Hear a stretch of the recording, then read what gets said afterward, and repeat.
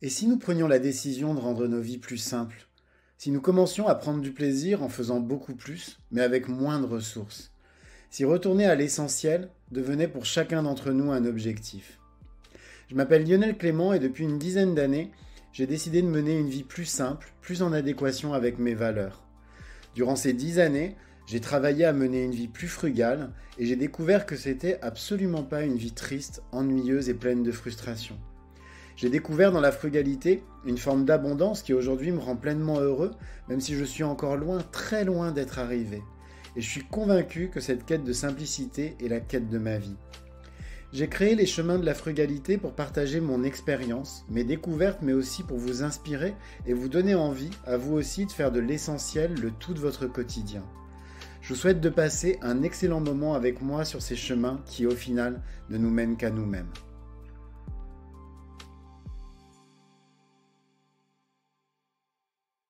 Dès qu'on parle de pâtisserie végétale, on a spontanément tendance à penser à la margarine. La margarine, c'est cette espèce de préparation principalement réalisée à base d'huile végétale hydrogénée et qu'on a tendance à utiliser pour remplacer le beurre dans la pâtisserie végétale. Or, la margarine, c'est vraiment ce qu'il y a de pire dès qu'on décide de végétaliser de la pâtisserie. Déjà, le goût est absolument effroyable. Et puis, on va être très clair, la margarine contient généralement en grande partie de l'huile de palme et c'est très clairement une huile qu'on n'a pas du tout envie, quand on y réfléchit, de voir dans nos gâteaux. Pourtant, il y a des huiles végétales en pâtisserie, des huiles végétales vierges que vous allez pouvoir utiliser et qui présentent plein d'avantages vraiment intéressants, que ce soit sur le plan nutritionnel, mais aussi sur le plan de la texture et du goût. Alors pourquoi déjà est-ce qu'on va utiliser des huiles végétales? Ben, tout simplement parce que, pour commencer, hein, comme je l'ai dit, l'huile végétale, c'est une super alternative aux matières grasses animales, que ce soit une alternative végétarienne, si on utilise encore des œufs par exemple dans ces pâtisseries, mais aussi végétalienne si on veut passer à des pâtisseries qui soient vraiment 100% végétales. Il faut savoir qu'en pâtisserie, on utilise énormément de beurre, mais que dans certaines pâtisseries, on utilise aussi du saindoux, c'est-à-dire du gras de porc, hein, et que donc ces gras-là peuvent tout à fait être remplacés sans aucun problème. De même, les huiles végétales, eh ben, elles sont très riches en acides gras insaturés. Et ces acides gras insaturés, eh ben, ils sont considérés comme plus sains que les acides gras saturés que vous allez trouver par exemple dans le beurre. Donc, en plus, certaines huiles, par exemple, comme l'huile d'olive, eh ben, elles sont hyper riches en antioxydants et aussi en vitamines. Ce qui va être aussi intéressant avec les huiles végétales, c'est qu'elles vont donner aussi une texture différente aux pâtisseries. Par exemple, si vous voulez avoir un gâteau vraiment moelleux, très fondant, ou des biscuits plus tendres, eh ben vous avez tout intérêt, par exemple, à utiliser des huiles végétales plutôt, par exemple, que du beurre, même si vous utilisez du beurre traditionnellement dans vos pâtisseries.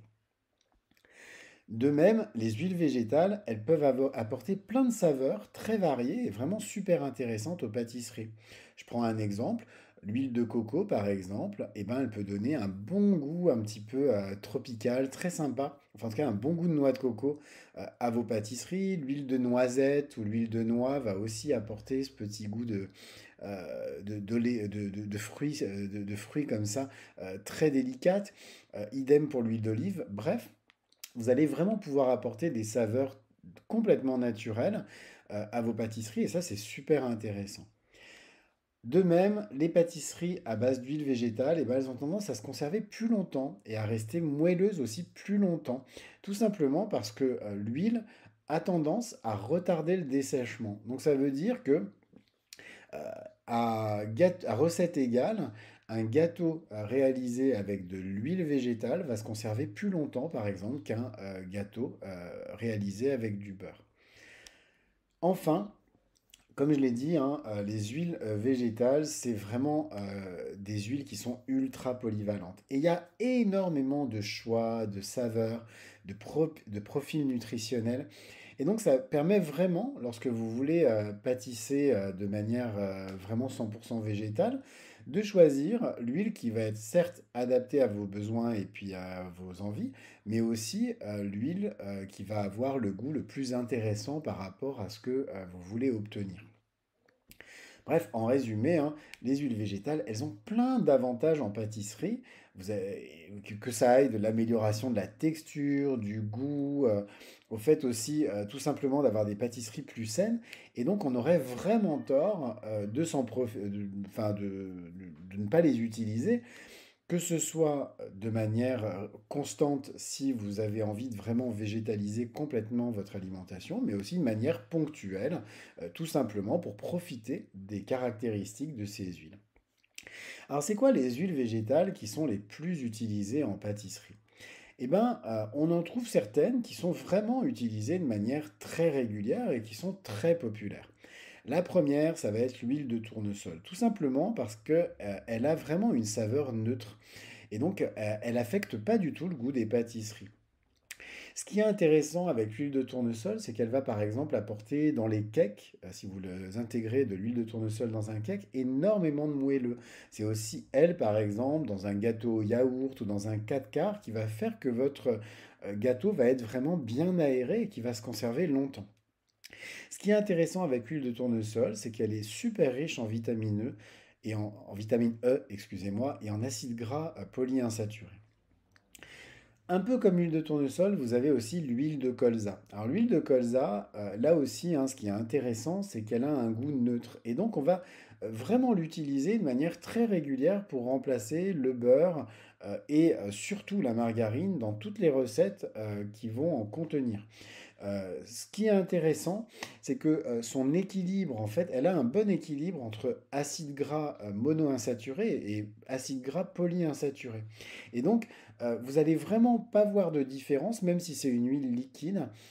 Vous allez vraiment avoir une texture qui va être très proche, par exemple, de la texture d'une pâtisserie au beurre, et en ayant à peu près le même côté très crémeux et très agréable au goût. Vous savez, ce côté un petit peu enveloppant de la pâtisserie au beurre. La troisième huile, c'est l'huile d'olive. Alors, ce qui est vraiment intéressant avec l'huile d'olive, c'est son goût. C'est qu'elle va vraiment donner une saveur très fruitée et délicate aux pâtisseries. Dans mon épisode d'hier, justement, je vous parlais de la pompe à l'huile, cette pâtisserie, cette brioche 100% végétale et qui est une brioche traditionnelle de la Provence. C'est clair que la pâtisserie, vous allez vraiment pouvoir, en pâtisserie, vous allez vraiment pouvoir utiliser l'huile d'olive dans plein de recettes différentes. Alors attention, en pâtisserie, veillez plutôt à utiliser une huile d'olive légère en goût pour éviter justement qu'elle amène un côté trop prononcé, voire justement un petit peu d'amertume.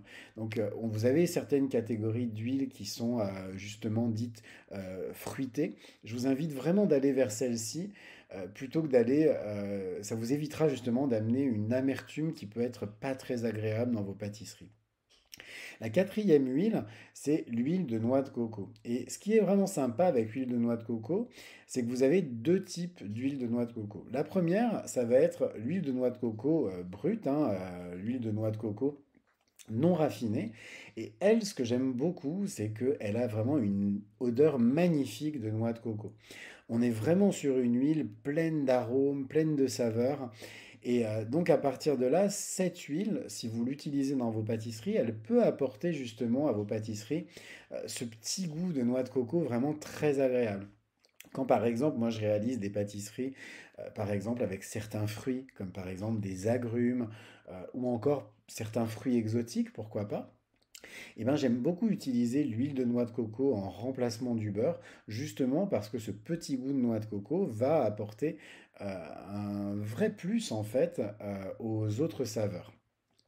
Et puis ce qui est aussi intéressant, c'est d'utiliser de l'huile de noix de coco qui, elle, a été désodorisée. Pourquoi? Parce que même dans des pâtisseries très classiques, il faut savoir que l'huile de noix de coco, elle est classique, enfin elle est solide à température ambiante, excusez-moi.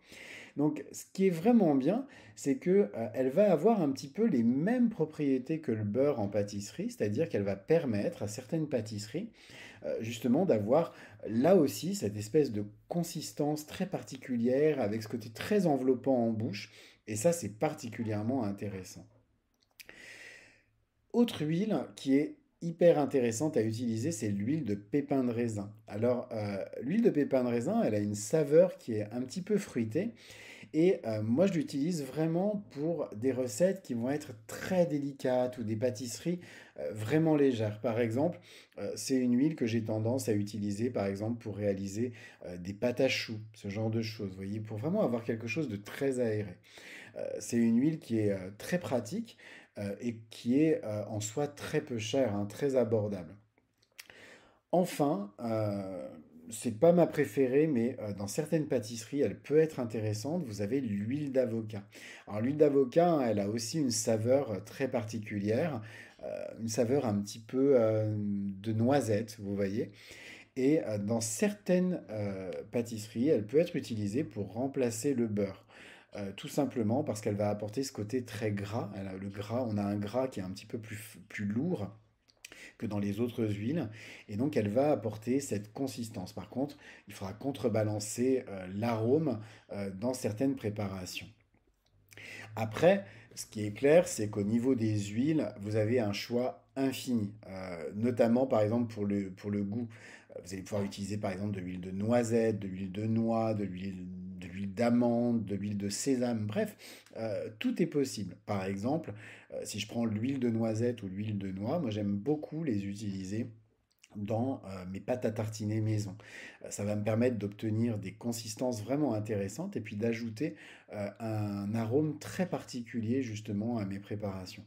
Bref, n'hésitez pas, comme d'habitude, hein, à varier, à faire des tests, à vous amuser surtout.